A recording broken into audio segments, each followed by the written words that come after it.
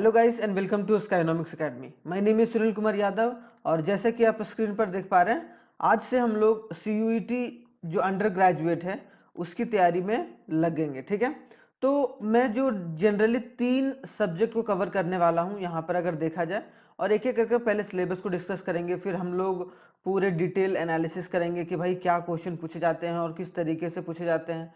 तो जो भी सीयूईटी का एग्ज़ाम होने वाला है वो जो होगा आप लोगों का, वो 15 मई 2024 से लेकर 31 मई, ये आगे भी जा सकता है पीछे भी जा सकता है। पीछे तो खैर जाएगा नहीं, आगे डेट जा सकता है। तो आपका एग्जाम जो होगा इस बीच पड़ेगा। तो जनरली हम लोग मान लेते हैं कि 15 मई को हमारा एक तरीके से पेपर है। एक तरीके से ऐसा मान लेते हैं कि इकोनॉमिक्स का, एंटरप्रेन्योरशिप का या फिर बिजनेस स्टडीज का। ठीक है, तो हम लोग 3 सब्जेक्ट को लेकर चलेंगे हम अपने चैनल पर, या मैं जो होऊंगा वो 3 सब्जेक्ट पर गाइड करना, मैं गाइड करूंगा बहुत अच्छे तरीके से। जो 309 पेपर है, जो कोड है पेपर कोड का, वो पेपर कोड का है इकोनॉमिक्स या बिजनेस इकोनॉमिक्स, जिसको इकोनॉमिक्स के नाम से भी जानते हैं। ठीक है, 305 जो पेपर का कोड है वो बिजनेस स्टडीज का है, और 311 किसका है, एंटरप्रेन्योरशिप का।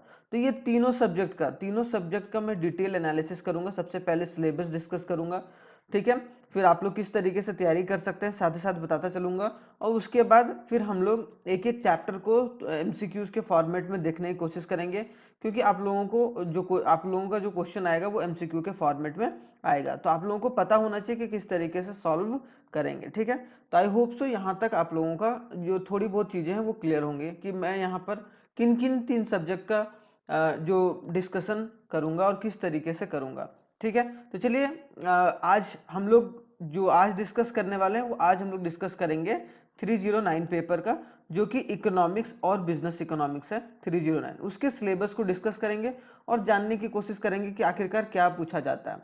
अगर आप सीबीएसई के बच्चे हैं तो कहीं ना कहीं आप लोगों के लिए ये फेवरेबल होगा, मतलब एक फेवरेबल सिलेबस होगा जो आप लोगों ने पढ़ रखा है। खास करके इसमें 2-3 टॉपिक जो हैं वो आपके सिलेबस में नहीं था। बहुत सारे टॉपिक हैं, मतलब 4-5-6-7 टॉपिक ऐसे हैं जो कि आपके सिलेबस में नहीं था, वो आप लोगों को पढ़ना है, उस पर ध्यान देना है। जो आईएससी के बच्चे हैं उनके लिए थोड़ा सा जो इंडियन इकोनॉमिक डेवलपमेंट है वो 11th वाले से आया है। ठीक है, तो 11th और 12th जो आईएससी वाले हैं वो 11th और 12th का मिक्स है। तो आईएससी वाले बच्चे अच्छे से और ध्यानपूर्वक देखें, क्योंकि सीयूईटी का एग्जाम बहुत मोस्ट इंपॉर्टेंट रोल प्ले कर सकता है। और फिर अदर बोर्ड के अगर बच्चे हैं तो वो अदर बोर्ड के बच्चे तो एनसीईआरटी के तौर तरीके से चलते हैं, तो वो आप लोग देख लीजिएगा। ठीक है, वहां पर भी 11th और 12th का सब्जेक्ट जो रहता है वो मिक्स रहता है।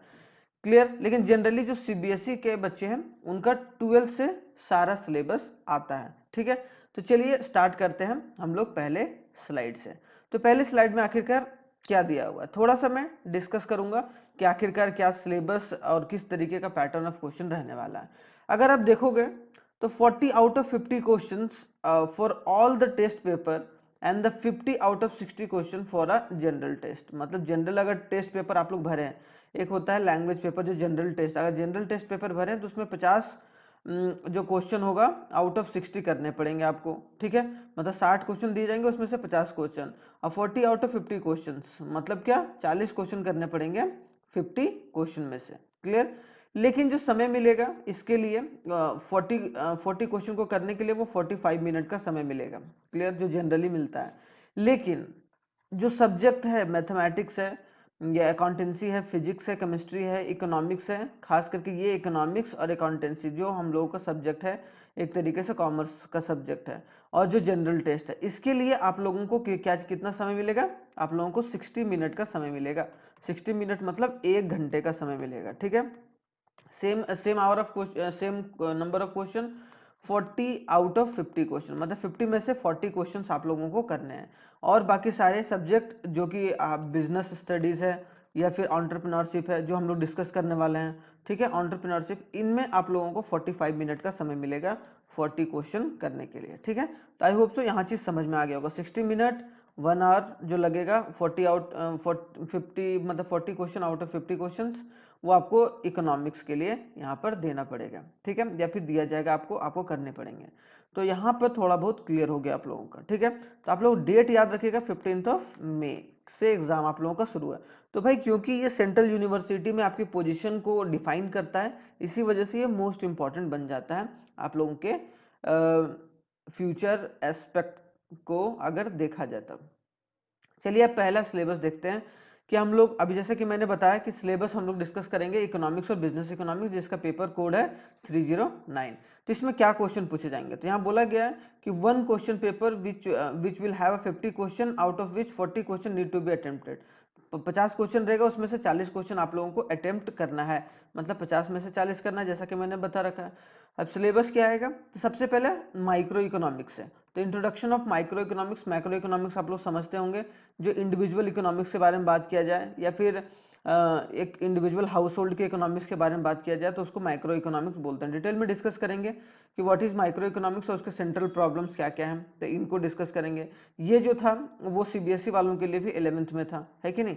अगर देखा जाए जो यूनिट 2 है वो consumer behaviour and demand, consumer behaviour और डिमांड भी है, तो ये भी 11th क्लास का है। मतलब जो क्लास 12th का है, सीबीएसई हो या फिर आईएससी हो, दोनों 11th और 12th मिक्स है, लेकिन जो सीबीएसई को ज़्यादा 12th तवज्जो दिया गया है, क्योंकि ये सब सारी चीज़ें माइक्रो इकोनॉमिक्स को छोड़ दिया जाए, मैक्रो इकोनॉमिक्स और इंडियन डेवलपमेंट, मैक्रो और इंडियन डेवलपमेंट वो पूरा 12th से रिलेटेड है, ठीक है।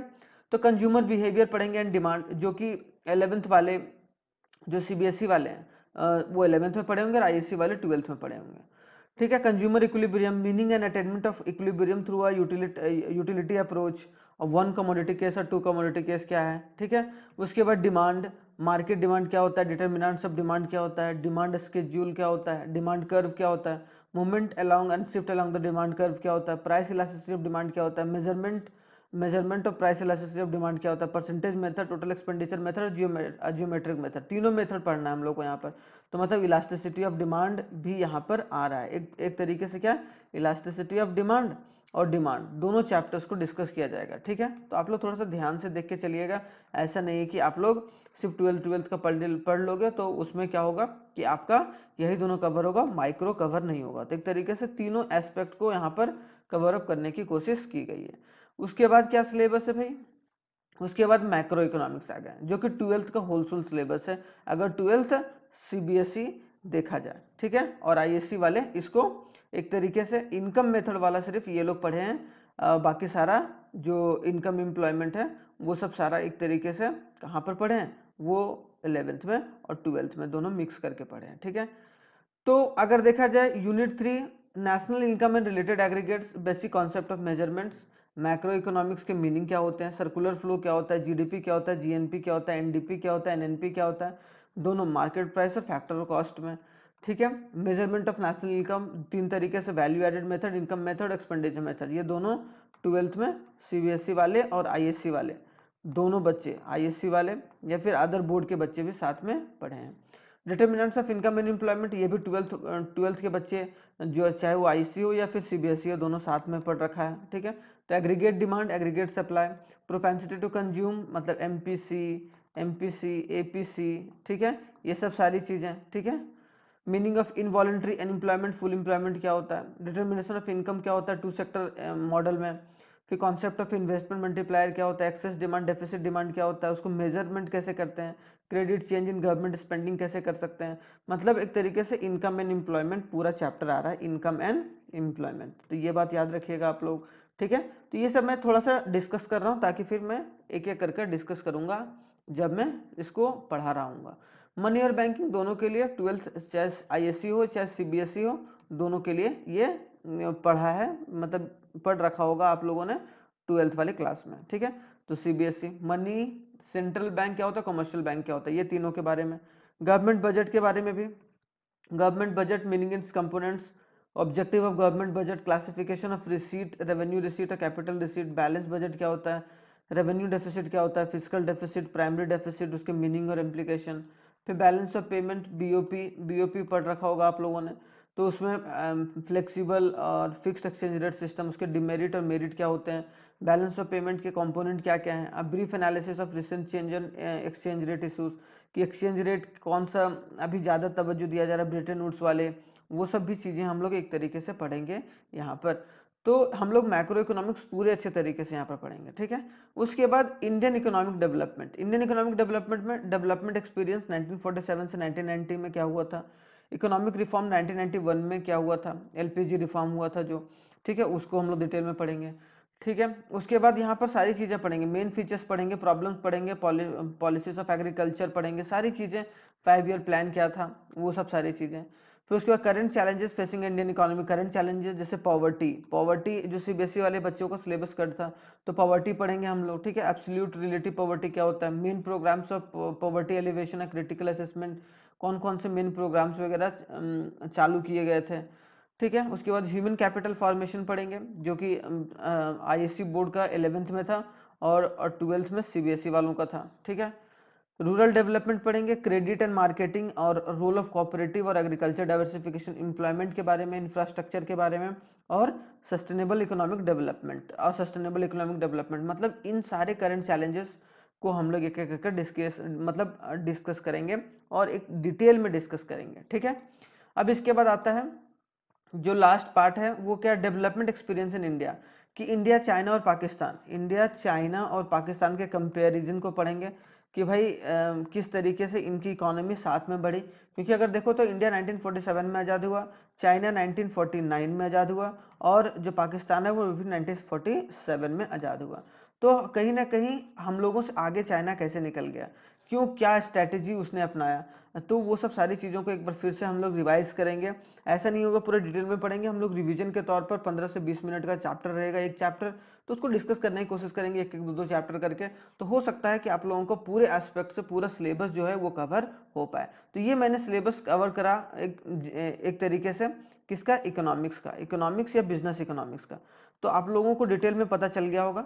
अब जो होगा इसके बाद हम एक बार बिजनेस स्टडीज का डिस्कस करेंगे, उसके बाद हम लोग एंटरप्रेन्योरशिप का करेंगे। ठीक है, तो अगर ये तीनों सब्जेक्ट आप लोगों ने भर रखा है तो इसको जरूर ध्यान से देखिएगा वीडियोस, उसमें सारे क्वेश्चंस भी मैं कराऊंगा, सारे कॉन्सेप्ट भी एक बार रिवाइज कराऊंगा, तो वो सब सारी चीज़ों को एक एक कर कर लेकर चलेंगे हम। थैंक यू वेरी मच, जय हिंद, मिलते हैं बहुत ही जल्दी नेक्स्ट वीडियो में। ये हमारा टेलीग्राम चैनल है, टेलीग्राम चैनल जरूर ज्वाइन कर लीजिएगा, क्योंकि हो सकता है कि यहाँ पर हम क्या करेंगे, प्रॉपर तरीके से पीडीएफ होगा वो भेजता रहूँगा, उससे क्या होगा, आप लोगों को प्रैक्टिस करने में दिक्कत नहीं आएगी। थैंक यू वेरी मच, जय हिंद।